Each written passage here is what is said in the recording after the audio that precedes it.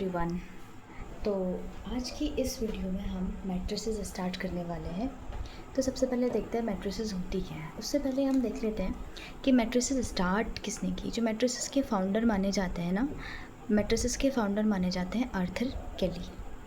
ये जो matrices word था ये वैसे सबसे पहले सिल्वेस्टर ने दिया था, ठीक है, लेकिन इसके जो फाउंडर माने जाते हैं वो माने जाते हैं आर्थर केली, ठीक है। तो फिलहाल मैट्रिसेस क्या होती हैं, हम बहुत ज़्यादा हिस्ट्री पे नहीं जाएंगे, मैट्रिसेस क्या होती हैं इस पे चलते हैं। जैसे अभी तक का क्लास 10 तक का हमने कैसे इक्वेशंस को सॉल्व किया, हम system of simultaneous linear equations को सॉल्व करते हुए आते थे। मतलब जैसे मेरे पास होता था x+2y = 5, just for an example, okay, 5x + 3y = 9। Suppose मैंने ये दो एग्जाम्पल्स लिए, तो ऐसे साइमल्टेनियस इक्वेशंस को हमने सॉल्व करना सीखा होता है ना। कैसे सीखा होता है, हमने कई सारे मेथड सीखे होते हैं, एलिमिनेशन, सब्स्टिट्यूशन और उसके अलावा क्रॉस मल्टीप्लिकेशन मेथड्स वगैरह सीखे होते हैं सॉल्व करने के। बट यहाँ पे आके ऐसा भी तो हो सकता है ना, मेरे पास इक्वेशन ऐसे हो x+2y + z = 3 और 2x + 3y + 9z = 5 और एक आध इक्वेशन और हो। मेरे पास सिस्टम ऑफ लीनियर इक्वेशन ऐसे बहुत सारा आ जाए, है ना, बहुत सारी इक्वेशंस को मुझे साइमल्टेनियसली सॉल्व करना है। तो जिन मेथड्स को अभी तक हम पढ़ के आए हैं वो मेथड्स तो बहुत ज़्यादा कॉम्प्लिकेटेड हो जाएंगे, है ना। तो उस कॉम्प्लिकेसी को कम करने के लिए हमने मैट्रिसेस को इंट्रोड्यूस किया जो हमें ईजिली इक्वेशंस को, ये जो सिस्टम ऑफ लीनियर इक्वेशंस है इसको सॉल्व करने में हेल्प करती है, ठीक है। तो अब देखते हैं मैट्रिसेस होती क्या है। तो हम मैट्रिसेस को समझना शुरू करते हैं उसकी डेफिनेशन से, ठीक है। अब डेफिनेशन क्या होती है ना मैट्रिसेस की, मैट्रिसेस mn एलिमेंट्स का, m × n, ठीक है, mn एलिमेंट्स का। अब वो एलिमेंट्स रियल भी हो सकते हैं, इमेजिनरी भी हो सकते हैं, उनका एक रेक्टेंगुलर एरे होता है, ठीक है। अब जिसमें m रोज़ होती हैं और n कॉलम्स होती हैं। अब इसको समझते हैं, तो हमारी थ्योरेटिकल लैंग्वेज हो गई। मतलब अगर मैं कह रही हूँ कि A कोई मैट्रिक्स है और उसमें जो है m × n ऑर्डर की है, जो m × n है ना वो उस मैट्रिक्स का ऑर्डर होगा, ठीक है। अब ये हम कैसे डिफाइन कर रहे हैं, हम कह रहे हैं कि रेक्टेंगुलर एरे है तो हम इसे कुछ ऐसे लिखते हैं और इसमें क्या कह रहे हैं, m रोज़ और n कॉलम्स। रोज़ तो आपको पता है ना, हम रोज़ कैसे दिखाते हैं, ऐसे ये जो हॉरिजॉन्टल लाइंस होती हैं वो रोज़ को शो करती हैं और जो वर्टिकल लाइंस होती हैं वो कॉलम्स को शो करती हैं, ठीक है। तो हम रोज़ और कॉलम्स की बात करते हैं। तो अगर मैं कह रही हूँ कि अगर मुझे किसी जनरल मैट्रिक्स को शो करना है, कि अगर मुझे एक जनरल मैट्रिक्स का रिप्रेजेंटेशन देना है तो हम वो कैसे देते हैं, मैं कहूँगी कि ये जो है फर्स्ट एलिमेंट है, यानी कि फर्स्ट रो और फर्स्ट कॉलम का एलिमेंट है। मेरा m यहाँ पे किसको दिखाता है, रोज़ को, और n जो है कॉलम को दिखाता है। हमें इसी ऑर्डर में चलना है, ठीक है। तो मैट्रिक्स क्या होती है, रेक्टेंगुलर एरे है m रोज़ और n कॉलम्स का, जिसको हम ऐसे शो करते हैं, ठीक है। तो A11 से मैं क्या दिखा रही हूँ कि फर्स्ट रो का और फर्स्ट कॉलम का एलिमेंट, ठीक है। फिर ये फर्स्ट रो का सेकंड कॉलम का एलिमेंट, ये फर्स्ट रो का थर्ड कॉलम का एलिमेंट, ठीक है। फर्स्ट रो के एलिमेंट्स हैं सारे के सारे, ये फर्स्ट कॉलम में आ रहा है, ये सेकंड कॉलम में आ रहा है, ये थर्ड कॉलम में आ रहा है, एंड सो ऑन। क्योंकि मेरे पास रोज़ कितनी होने वाली है, मेरे पास रोज़ होने वाली है m, मतलब ऐसे करके m रोज़ आएंगी और कॉलम्स कितने होने वाले n। तो ये जो होगा फर्स्ट रो का nth एलिमेंट हो जाएगा या फिर nth कॉलम का एलिमेंट हो जाएगा, ठीक है।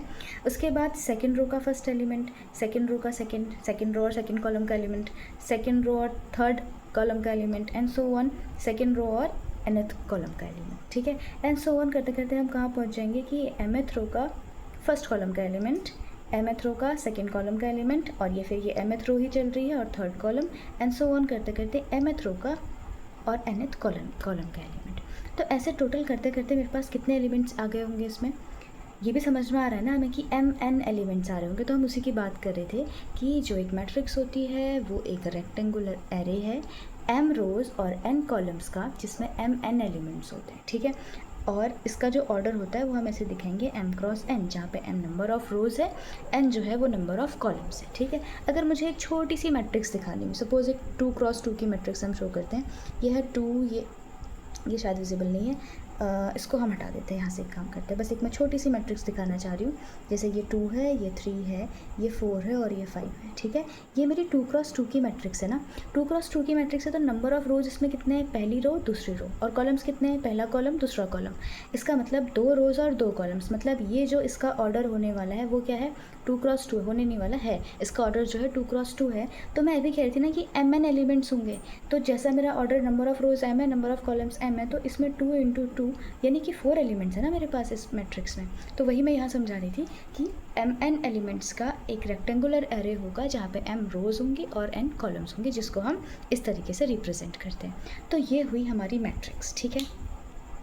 अच्छा, तो अब अगर हमें किसी मैट्रिक्स को पूरा कॉम्पैक्ट फॉर्म में दिखाना हो तो हम कैसे दिखाएंगे? इसके जो एलिमेंट्स हैं वो A11, A12, A23 इस तरह के हैं ना, तो इसके एलिमेंट्स को क्या मैं ऐसे दिखा सकती हूँ AIJ, जहाँ पे आई जो होगा नंबर ऑफ़ रो होगा और जे जो होगा नंबर ऑफ़ कॉलम होगा, मतलब जिस रो और जिस कॉलम पे वो जो है लाई कर रहे होंगे वो आई और जे हो जाएंगे ना। तो क्या मैं पूरी मैट्रिक्स को ऐसे शो कर सकती हूँ कि एक रेक्टेंगुलर एरे होगा जहाँ पर AIJ टाइप के एलिमेंट्स होंगे और आई और जे वेरी कर रहे होंगे। आई कहाँ से कहाँ तक का जा रहा होगा, 1 से लेके कहाँ तक जा रहा होगा। सपोज़ अगर मेरे पास m रोज़ हैं, क्योंकि रो पहला वाला जो है रो दिखाता है, दूसरा वाला कॉलम, तो अगर मेरे पास m रोज़ हैं तो m तक जाएगा मेरा i, और वैसे ही जो j होगा वो कहाँ से कहाँ तक जाएगा, 1 से लेकर के n तक जाएगा, है ना। ठीक है, तो ये जो होती है ना, ये कॉम्पैक्ट फॉर्म होती है किसी भी मैट्रिक्स को रिप्रेजेंट करने की, जहाँ पर हम ऑर्डर m क्रॉस n मान लेते हैं जिस भी ऑर्डर की हम मैट्रिक्स को ले रहे होंगे। तो ये जो है, ये जो होगी मैट्रिक्स की, इसे हम बोलेंगे कॉम्पैक्ट फॉर्म। कॉम्पैक्ट फॉर्म हम इसको ऐसे रिप्रेजेंट कर देते हैं, ठीक है। तो ये सब कुछ था जो मैट्रिसेस के बारे में हमें पता होना चाहिए। मैट्रिसेस क्या होती है, हम कैसे रिप्रेजेंट करते हैं, कॉम्पैक्ट फॉर्म में कैसे दिखा सकते हैं, एक एक एलिमेंट को हम कैसे रिप्रेजेंट करते हैं। AIJ की तरह एलिमेंट AIJ के फॉर्म में हम उसको रिप्रेजेंट करते हैं, जहाँ पर आई जे का मतलब क्या होता है कि ये जो एलिमेंट है वो ith रो और jth कॉलम का एलिमेंट है, इसको हम ऐसे रिप्रेजेंट करते हैं, ठीक है। तो ये हमें पता होना चाहिए मैट्रिसेस के बारे में। हमने उसकी डेफिनेशन देख ली है, हमने उसका कॉम्पैक्ट फॉर्म देख लिया है, हमने ऑर्डर के बारे में बात कर ली है, कितने एलिमेंट्स मैट्रिक्स में आएंगे उसके बारे में हमने बात कर ली है। अब हम थोड़ा सा क्वेश्चन की तरफ चलते हैं कि अगर हमें कुछ रिलेशन दिया है आई और जे में, तो उसकी हेल्प से हम एक मैट्रिक्स को कैसे कंस्ट्रक्ट कर सकते हैं, ठीक है। तो अब हम ये देखते हैं। तो कुछ इस तरीके के क्वेश्चन हमें देखने हैं कि अगर मुझे कहा है, मुझे ऑर्डर दिया है मैट्रिक्स का कि 3x4 की मैट्रिक्स को कंस्ट्रक्ट करना है, और मैट्रिक्स का कॉम्पैक्ट फॉर्म ऐसे शो कर सकते हैं जिसके एलिमेंट्स जो होने वाले हैं ये होने वाले हैं, ठीक है। तो पहले हम एक रफ आइडिया ले लेते हैं कि हमारी मैट्रिक्स दिखेगी कैसी, ठीक है। तो मैट्रिक्स दिखेगी कैसे, पहले कॉम्पैक्ट फॉर्म तो मेरी AIJ है ना, और 3x4 की मैट्रिक्स मुझे बनानी है जहाँ पे मतलब 3 रोज़ आने वाली हैं और 4 कॉलम्स आने वाले हैं, ठीक है। तो क्या ये मैट्रिक्स कुछ ऐसी दिखेगी ना कि 3 रो का मतलब 3 रो और 4 कॉलम का मतलब पहला एलिमेंट आ रहा होगा, पहली रो का दूसरा, पहली रो का तीसरा, पहली रो का चौथा, क्योंकि 4 कॉलम्स होने वाले हैं ना, ठीक है। फिर रोज़ 3 आने वाली, तो फिर दूसरी रो बनेगी, दूसरी रो में भी 4 एलिमेंट्स आएंगे क्योंकि 4 कॉलम्स बनने हैं, ठीक है। ये 2 3 होगा और ये होगा 2 4।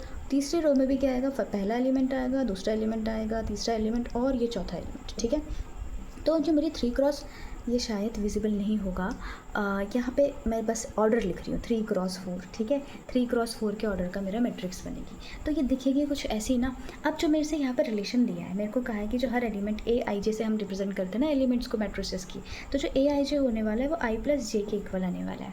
तो अब ये हमें समझ में आ जाता है कि अगर मेरी मैट्रिक्स बनेगी तो वो कैसी बनेगी। पहला एलिमेंट क्या है, A11, मतलब I + J, I क्या है 1, J भी क्या है 1, तो 1 + 1 क्या हो गया 2, मतलब इस मैट्रिक्स का पहला एलिमेंट क्या हो जाएगा 2, ठीक है। फिर 2 + 1 क्या होता है 3, तो दूसरा एलिमेंट क्या हो जाएगा 3। फिर 1 + 3 4, 1 + 4 5, उसके बाद 2 + 1 3, 2 + 2 4, 3 + 2 5, 4 + 2 6, 3 + 1 4, 3 + 2 5, 3 + 3 6, 4 + 3 7। तो ये जो है मेरी मैट्रिक्स 3x4 ऑर्डर की मैट्रिक्स बन चुकी है, जिसमें मुझे जो एलिमेंट्स थे वो ये दिया था, जनरल रिलेशन जो था मुझे ये दिया हुआ था, ठीक है। इसके हिसाब से मुझे काम करना था। अब आप चाहें तो I - J के लिए भी ट्राई कर सकते हैं, रिलेशन को ऐसे भी दिया जा सकता है I - J/2 के लिए निकालो या 2I - J के लिए रिप्रेजेंट करो, ठीक है। तो ये तो वेरी करते चला जाएगा, तो ये कुछ नहीं है, बस बेसिक कैलकुलेशंस है। पहले हमें क्या करनी है, हमें एक रफ मैट्रिक्स कंस्ट्रक्ट कर लेनी है कि मैट्रिक्स दिखेगी कैसी, ताकि हम ये I और J को ना स्पेसिफाई कर दें। ये I और J हमें पता चल जाएंगे, बस फिर उसकी कैलकुलेशंस करके हमें मैट्रिक्स बनानी है, ठीक है। तो फिलहाल ये जो हमारी मैट्रिक्स बनेगी वो 2 3 4 5 3 4 5 6 4 5 6 7 ये एलिमेंट्स की हमारी मैट्रिक्स बन जाएगी, ठीक है। तो ये हमने कर ली है अपनी पहली मैट्रिक्स कंस्ट्रक्ट, और ऐसे ही हम सारी मैट्रिक्सेस को कंस्ट्रक्ट कर सकते हैं। तो ये बहुत ईजी है। पहले हमें ऑर्डर देख लेना है कि ऑर्डर के हिसाब से उसमें कितने एलिमेंट्स आएंगे। 4 3 = 12, इनको काउंट करेंगे तो 12 ही एलिमेंट्स हैं, ठीक है। और हमने इसको ऐसे कैलकुलेट कर लिया। तो ये हुआ कंस्ट्रक्शन ऑफ मैट्रिक्स। अब हम समझते हैं कि कंपेरेबल मैट्रिसेस क्या होती है और इक्वालिटी ऑफ मैट्रिसेस क्या है, मतलब दो मैट्रिसेस इक्वल कब होंगे और कंपेयर कब कर सकते हैं हम मैट्रिसेस को। कंपेयर तो हम सिर्फ तभी कर सकते हैं जब दो मैट्रिसेस का ऑर्डर सेम होगा। ऑर्डर अलग अलग नहीं होना चाहिए। जब दो मैट्रिसेस का ऑर्डर सेम होने वाला है, मतलब अगर मेरे पास ए कोई मैट्रिक्स है, ए आई जे उसमें एलिमेंट्स हैं, ठीक है, उसमें उसका जो ऑर्डर है वो एम क्रॉस एन है, और जो बी है उसमें बी आई जे टाइप के एलिमेंट्स हैं, और उसका जो ऑर्डर है वो है सपोज आर क्रॉस एस है, ठीक है। तो यहाँ पे एम एन के आर के इक्वल और एन जो है एस के इक्वल होना चाहिए, मतलब ऑर्डर बराबर होना चाहिए, तभी दो मैट्रिसेस कंपेरेबल होती हैं, अदरवाइज दो मैट्रिसेस को हम कंपेयर नहीं कर सकते, ठीक है। अच्छा, अब मैट्रिसेस इक्वल कब होती है? मैं इन्हीं दो मैट्रिसेस को ले लेती हूँ, ये ए और बी को। इक्वल तभी और तभी होंगे मैट्रिसेस जब पहली चीज़ उसमें नंबर ऑफ़ रोज़, पहले वाले की नंबर ऑफ़ रोज़ दूसरे वाले के नंबर ऑफ़ रोज़ के बराबर होगा, दूसरा दूसरे वाले का नंबर ऑफ़ कॉलम दूसरे वाले के नंबर ऑफ़ इस पहले वाले का नंबर ऑफ़ कॉलम दूसरे वाले के नंबर ऑफ़ कॉलम्स के बराबर होगा। यानी कि वही सिंपल बात कि ऑर्डर जो होना चाहिए वो सेम होना चाहिए इक्वलिटी के लिए भी। और तीसरी चीज़ यहाँ पे क्या होनी चाहिए ना, सारे के सारे करस्पॉन्डिंग एलिमेंट्स जो हैं, जो मेरा यहाँ पे ए आई जे होगा और वहाँ जो बी आई जे होगा, मेरा कहने का मतलब अगर यहाँ पे पहली रो और दूसरी कॉलम का एलिमेंट कुछ है, वही जो दूसरी मैट्रिक्स होगी उसका भी पहली रो का और दूसरी कॉलम का जो एलिमेंट होना चाहिए वो इक्वल होना चाहिए। मेरा कहने का मतलब करस्पॉन्डिंग एलिमेंट्स इक्वल होने चाहिए, ठीक है। अगर करस्पॉन्डिंग एलिमेंट्स इक्वल नहीं है तो फिर दो मैट्रिसेस इक्वल नहीं हो सकती हैं, ठीक है। तो कंपैरेबल मैट्रिसेस मतलब ऑर्डर सेम होना चाहिए। इक्वलिटी ऑफ मैट्रिसेस के लिए ऑर्डर सेम होने के साथ साथ करस्पॉन्डिंग एलिमेंट्स को भी इक्वल होना चाहिए, तभी दो मैट्रिसेस इक्वल कहलाती हैं, अदरवाइज दो मैट्रिसेस इक्वल नहीं हो सकती, ठीक है। अब हम इक्वलिटी ऑफ मैट्रिसेस पे एक क्वेश्चन ले लेते हैं जिससे ज़्यादा समझ में आ जाए। तो इस क्वेश्चन को हम ले लेते हैं ताकि हमें ज़्यादा अच्छे से समझ में आ जाए चीज़ें, ठीक है। तो देखिए इसमें कहा है कि ये वाली मैट्रिक्स इस वाली मैट्रिक्स के इक्वल है और हमें ये वैल्यूज़ निकालनी है। तो बाय द डेफिनेशन ऑफ हम शुरू कैसे करेंगे इसको? By the definition of equality of matrices corresponding elements are equal. Corresponding elements are equal मतलब जो इसका A11 है इसके A11 के इक्वल होगा, इसका A12 इसके A12 के इक्वल, इसका A21 इसका A21 के इक्वल, और इसका A22 A22 इसके B22 के इक्वल, ठीक है। ए और बी हम अलग अलग मान सकते हैं या जैसे भी माने, ठीक है। तो मैं क्या करूँगी, bye the definition of equality of matrices, equality of matrices की डेफिनेशन के हिसाब से ये जो है x माइनस वाई जो होगा -1 के इक्वल हो जाएगा, पहली चीज़। दूसरी चीज़ मेरे को मिलेगी 2x plus Z is equal to 5 के इक्वल, ठीक है। और तीसरा मुझे मिल रहा है, मैं एक यहाँ पे भी लिख लेती हूँ, 2x माइनस वाई जो है वो 0 के इक्वल आ जाएगा। और चौथी इक्वेशन जो मेरी बनेगी वो 3z plus W is equal to 13 बनेगी। बस कुछ नहीं करना है, इनको हमें आपस में सॉल्व कर देना है और आंसर्स फाइंड आउट कर लेना है, ठीक है। सारी वैल्यूज़ इजीली निकल जाती हैं, ये कोई बहुत ज़्यादा टफ क्वेश्चन नहीं होता है, बहुत ईजी क्वेश्चन होता है। तो मैं यहाँ से क्या कर सकती हूँ, 2x is equal to Y लिख सकती हूँ ना, यानी कि x is equal to Y by 2 लिख सकती हूँ। x को अगर y की टर्म्स में लिखना होगा तो x को y बाई 2 लिखा जा सकता है। तो यहाँ पे इस इक्वेशन में इसको पुट कर देती हूँ, यहाँ पे y by 2 minus y equals to -1 कर लेते हैं, ठीक है। एलसीएम लेंगे 2, तो ये y minus 2y equals to क्या हो जाएगा, -1, ये चीज़ वहाँ जाएगी। y माइनस 2y कितना आ जाएगा, -y और ये -2, यानी कि यहाँ से y की वैल्यू तो 2 आ गई है। अगर y की वैल्यू यहाँ से 2 आ गई है तो x भी निकल गया फिर मेरा 2/2, यानी कि x की वैल्यू यहाँ से क्या हो गई है, 1, ठीक है। और 2x प्लस जेड मुझे दे रखा है, मेरे पास x की वैल्यू तो है तो यहाँ से z कैलकुलेट किया जा सकता है। तो x की वैल्यू मेरे पास 1 है प्लस z यहाँ पर आ जाएगा 5, तो z इज इक्वल टू हो जाएगा 5 माइनस 2, यानी कि z इज इक्वल टू 3। यहाँ से z की वैल्यू आ गई है 3, ठीक है। अब मेरे पास जो लास्ट बचा है वो बचा है 3z प्लस डब्ल्यू। अब z है मेरे पास तो z की वैल्यू हम यहाँ पुट कर देंगे, 3 into 3 plus W is equal to 13 और 9, यानी कि w is equal to 13 minus 9, 10 11 12 13 12 भी 4, ठीक है। तो ये मेरी वैल्यूज़ हो गई, ये w की वैल्यू हो गई, ठीक है। तो इस तरीके से हम इसकी वैल्यूज़ को सॉल्व करते हैं, जहाँ पे मेरा x जो है वो आ गया है 1, y मेरा आ गया है 2, z आ गया है 3 और w आ गया है 4, ठीक है। तो ये बहुत बिल्कुल बेसिक था मैट्रिसेस का। अब हम आगे आने वाली वीडियोस में मैट्रिसेस की और भी जानकारियाँ देखेंगे और नेक्स्ट वीडियो में हम टाइप्स ऑफ मैट्रिसेस को डिस्कस करेंगे। और ये वाला क्वेश्चन इंपॉर्टेंट भी है, ये CBSE 2002-2013 में पूछा गया क्वेश्चन है, सो इसको अच्छे से प्रिपेयर कीजिएगा क्योंकि ये बहुत ईजी पोर्शन है, ठीक है। Okay, so thanks for watching.